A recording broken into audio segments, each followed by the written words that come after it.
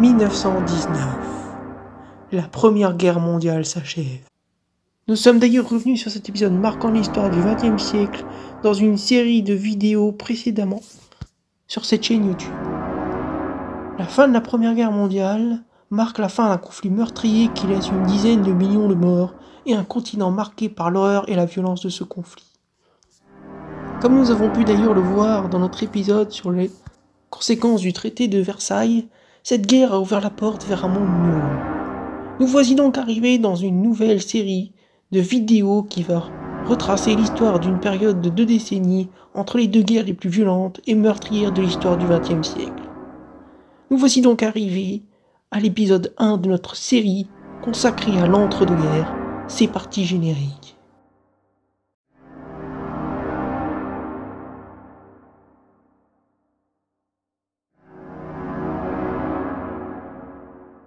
Et avant de commencer, nous allons rétablir un fait. L'appellation entre-deux-guerres utilisée pour cette période est en fait un chrononyme rétrospectif à prendre avec recul, car il ne retranscrit en rien l'esprit de l'époque. En effet, les protagonistes n'avaient pas conscience de vivre une période calme, tout relatif avant un second conflit mondial. Et ce, même si des signes politiques alarmants le laissaient présager, et que la période était loin d'être exempte de tout conflit régionaux.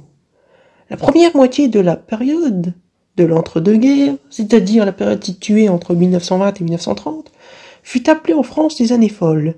Les meilleures années, essentiellement pour les ruptures dans le comportement social, avec l'apparition de nouvelles esthétiques, artistiques transgressives, et le développement de transports individuels, la modification des codes de comportement, en particulier chez les femmes des classes supérieures et moyennes. Les États-Unis, eux, parlent de Roaring Twenties et les Britanniques de Golden Twenties.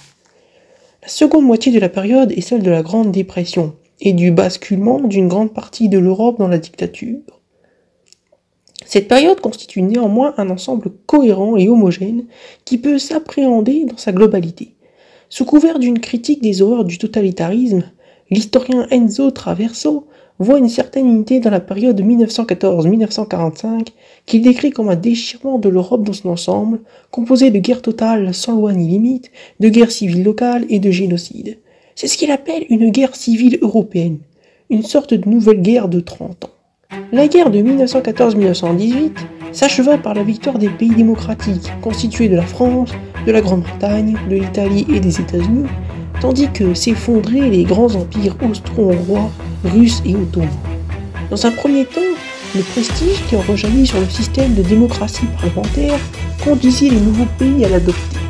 Le règlement général du conflit mondial pose de nombreux problèmes. L'Europe, dans son ensemble très affaibli, peine à se remettre de ses blessures. Le bilan est dramatique sur le plan humain et matériel, alors qu'un nouveau rapport de force internationale voit le jour. Une nouvelle carte du continent émerge, qui crée de nouvelles tensions.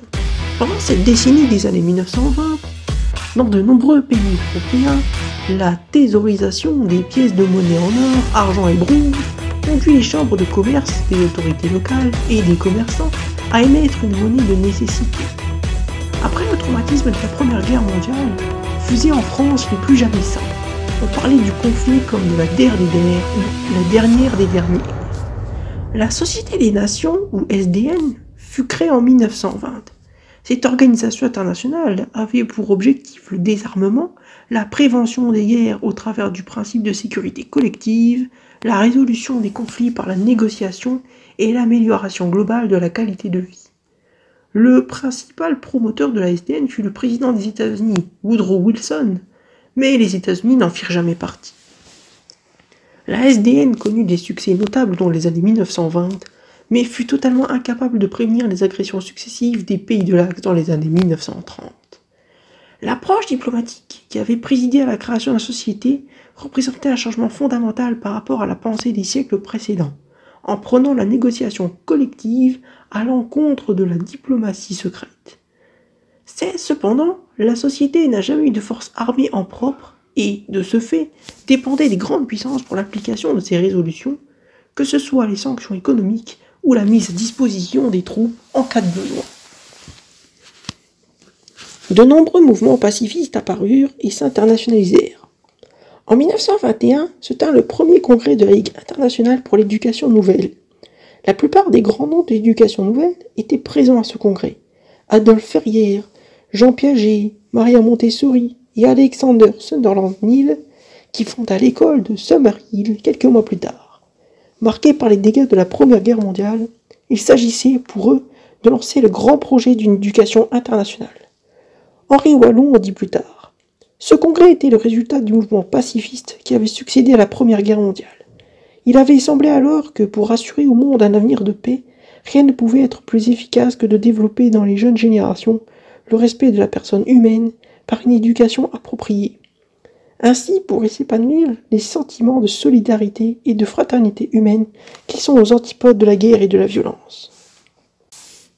Pendant qu'une révolution écolière se développe, en Russie, une révolution d'un autre genre fait son apparition. Dès 1917 déjà, lors de la révolution d'octobre, le gouvernement bolchevique instaura la journée de 8 heures de travail, satisfaisant une des revendications récurrentes du mouvement ouvrier. Craignant la propagation du bolchevisme, les gouvernements de pays capitalistes firent de même. Telle la France, le 23 avril 1919, sur proposition du gouvernement Clémenceau qui craignait une grève générale. Une conférence internationale appelée par les bolcheviks se tint en mars 1919 à Moscou et se transforma en congrès de fondation de la Troisième Internationale. Les années 1919-1923 sont remplies d'espoir. Mais toutes les insurrections armées en Europe échouent et sont réprimées. Révolte spartakiste de Berlin en janvier 1919, République des conseils de Hongrie, et voilà, Hongrie dirigée 133 jours par Berlakoun.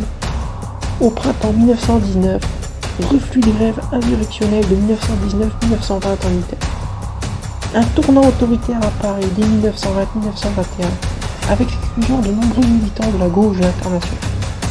Pour atterrir à la Troisième Internationale, les partis membres durent, à partir de juillet 1920, accepter les 21 conditions créées à l'appel de Lénine et co-dirigées par Grigori Zinoviev en 1919. On parle aussi des conditions de Moscou. Le but de ce texte est de créer un code de conduite des partis communistes pour mener la révolution prolétarienne. Lénine croit toujours en la révolution communiste mondiale, notamment en Europe de l'Ouest, mais est marqué par les échecs en Hongrie et en Allemagne et adopte le principe que les partis communistes doivent être mieux structurés et organisés. Il rédigea avec Grigori Zinoviev 19 conditions pour l'adhésion. La commission préparant le congrès se chargea des 2 dernières draconiennes qui alignent leur structure et leur méthode sur le modèle bolchevique, jusque-là inconnu hors de Russie. Beaucoup de communistes, mais aussi de militants venus de l'anarcho-syndicalisme ou de la gauche républicaine radicale, ont intérêt en pensant qu'ils pourraient toujours garder une certaine autonomie. Mais Moscou entendait aligner fermement les partis sur le modèle russe. Alors qu'à la fin de la Première Guerre mondiale, les empires ottomans et allemands se trouvaient dans le camp des vaincus, le démantèlement de l'empire colonial allemand et de l'empire ottoman bénéficie tout particulièrement aux empires coloniaux français et britanniques, qui atteignent ainsi leur propre apogée durant cette période.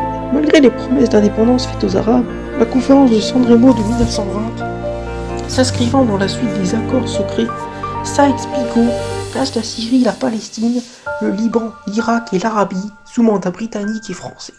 Par le traité de Sèvres, ratifié la même année, le territoire turc devait également être partagé en zones d'influence au profit des Alliés, ainsi que des minorités kurdes et arméniennes.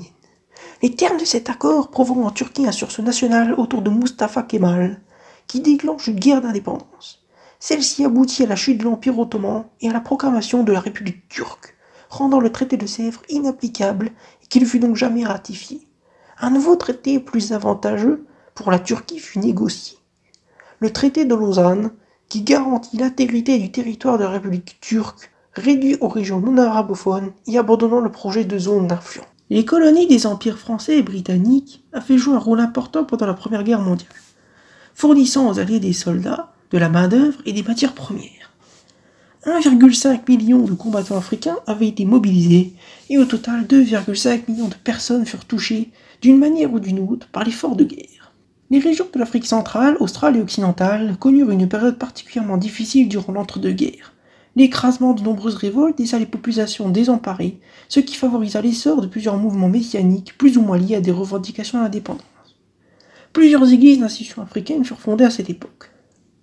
Le Kimbangims au Congo, l'église Ariste en Côte d'Ivoire, le mouvement Al-Dura issu du Nigeria ou l'église chrétienne de Sion depuis l'Afrique du Sud. La révolution égyptienne de 1919 contre le colonialisme britannique en Égypte et au Soudan aboutit à la promulgation de la déclaration unilatérale d'indépendance de l'Égypte en 1922. Toutefois, il s'agissait là d'une indépendance formelle. L'indépendance politique effective ne s'est réalisée que pendant les années 50. Ces 20 années de 1919 à 1939 connaissaient également un formidable élan intellectuel, artistique et technique qui voit s'accélérer un véritable renouveau culturel et se développer le cinéma, la radio, l'aéronautique et l'automobile. Ces années de tension extrême semblent annoncer nos sociétés actuelles, marquées par la rapidité des communications, la prégnance des idéologies et la consommation de masse. Dès la fin de la guerre, une recherche du plaisir et des nouveautés succédait aux inquiétudes de celle-ci.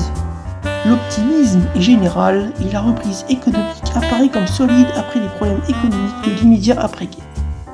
Mais la réaction intervient dans le même temps.